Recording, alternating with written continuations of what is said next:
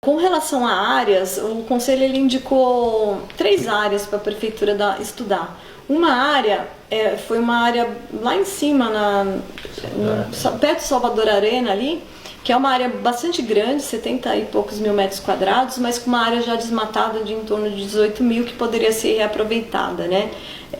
Esse terreno é um terreno que precisa fazer um acesso, sim. Ele poderia ser utilizado, inclusive parte do resíduo de construção civil que está espalhado pela cidade para fazer esse acesso, e a gente acredita que é um bom lugar porque ele está retirado, ele já está desmatado e ele é retirado, quase não tem casa em volta, então não vai ter grandes transtornos ali com a comunidade. Uma outra área que seria para fazer provisoriamente enquanto essa área não estivesse preparada ainda é aqui próximo, próxima à delegacia, no terreno do antigo motocross, né? Não esse que está sendo feita a poda do outro lado do rio, respeitando a APP, não era para utilizar a APP, mas aquela área ser utilizada para já ir triturando a poda, para ir diminuindo o volume também. Lá também foi uma área que a gente indicou. E uma terceira área, que é uma área lá na Costa Bela, onde ia ser feito um campo de rugby, que também foi desmatada na gestão passada, houve um processo ali também, por desmatar sem fazer licenciamento ambiental, mas a área está lá, abandonada, que também poderia ser feita uma parte de compostagem lá. É uma área pequena, mas que pelo menos ali da região do bairro poderia ser utilizada. Então, com relação a retirar o resíduo daqui e levar para outro município, é uma solução temporária.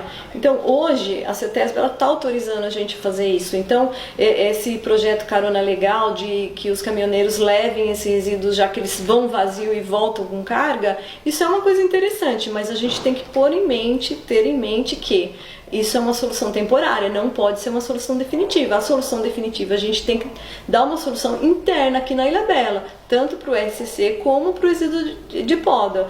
Até que prove o contrário, a gente tem como solucionar aqui. Se por acaso a gente verificar que não tem condições de todo o resíduo de poda a gente solucionar aqui, a gente até pode pedir uma autorização especial para parte desse resíduo ser encaminhado para outro município. Mas hoje o que a gente tem que resolver, o passivo é uma coisa, tem que dar uma solução que pode ser o transbordo. Agora, o que a gente já está gerando, a gente tem que ter uma solução de acordo com a Política Nacional de Resíduos, ou seja, a gente dá conta do nosso resíduo aqui no nosso município. É importante a gente separar o problema dos nossos resíduos em 3 tópicos, né? Que é o da construção civil, do RCC e dos resíduos de poda. Esses 2, pela Política Nacional de Resíduos Sólidos, têm que ser resolvidos internamente no município.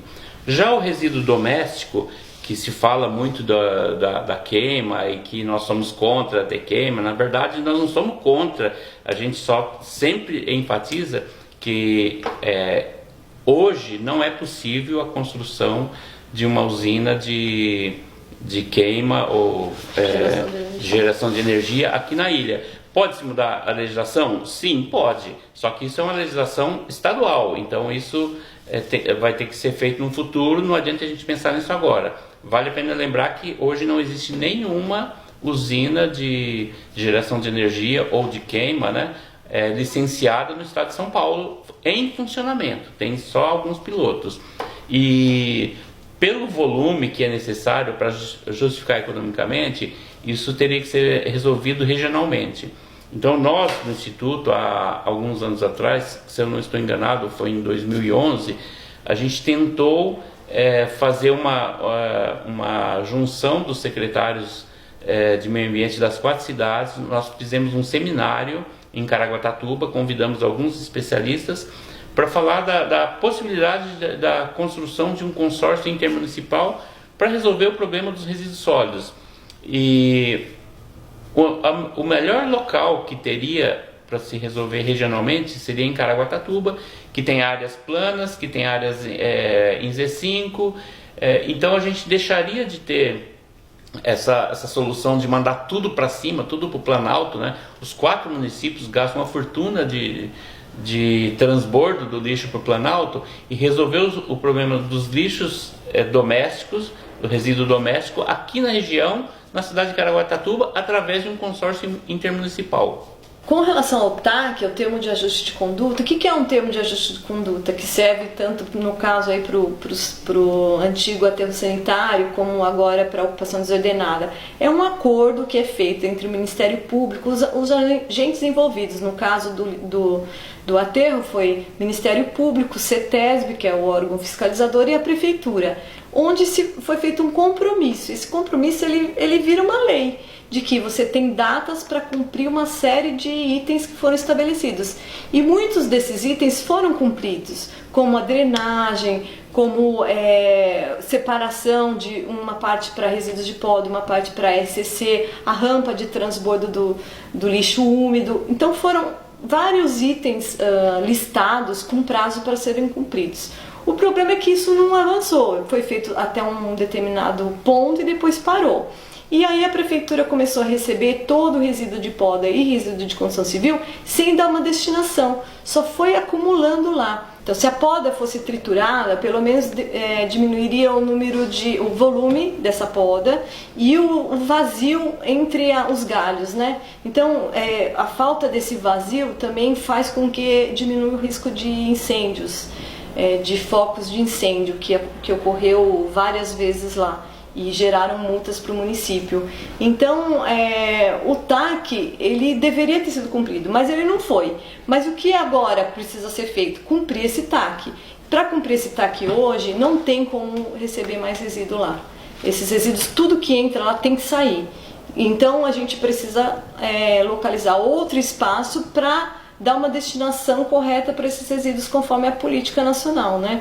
E não deixar mais acumular esses resíduos lá. Então é basicamente isso. Então a culpa não é do TAC, a culpa não é do Ministério Público, a culpa não é da CETESB, a culpa é da Prefeitura que não cumpriu o estabelecido. Então ela precisa agora voltar e cumprir. E para cumprir ela não pode receber mais, ela precisa primeiro arrumar a casa lá, resolver, encerrar aquele aterro ele precisa ser encerrado, ele pode virar no futuro até um parque, né? Ele precisa acabar e de agora em diante dar uma outra destinação para o resíduo e a destinação correta, né? Tanto para a poda como RCC e o transbordo do resíduo úmido, que hoje já é encaminhado para aterro em Jambeiro. É importante que a população entenda que o Ministério Público ele não tem poder de determinar nada à Prefeitura. Ele é simplesmente o fiel guardião da lei. Então, quando se fala que o Ministério Público não quer que façam um depósito de resíduos, isso não é verdade. Na verdade, o Ministério Público ele só está fazendo cumprir um acordo feito entre as partes envolvidas. Então, por exemplo, o TAC nada mais é do que o Ministério Público fazer o papel de o advogado de entes públicos, chamando, por exemplo, CETESB, Prefeitura, falar, temos um problema. Como vocês vão fazer para resolver isso? Isto é documentado e a partir daí vira um compromisso. Então o Ministério Público só vai atuar se esse compromisso não for realizado. Então não é o Ministério Público que está determinando, é um compromisso firmado entre as partes.